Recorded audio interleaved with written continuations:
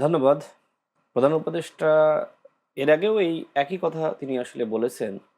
তিনি কখনো আসলে ডিসেম্বরের কথা, কখনো ২০২৬ সালের জুনের কথা বলেছেন। মাঝামাঝি দিকে তবে বলছে। এই মুহূর্তে আর জুনের কথা সরকার কেউ বলছে না। সবাই বলছে ডিসেম্বরের কথা।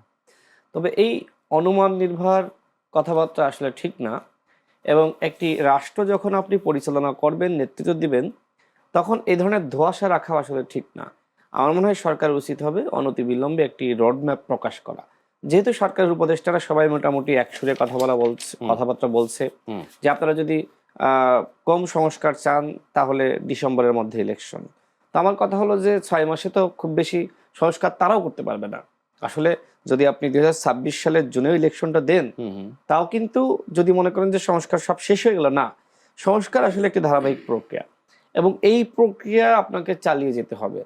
দলগুলো যারা আগামীতে ক্ষমতায় যাবে বা আগামীতে যারা ক্ষমতার অংশীদারিত্ব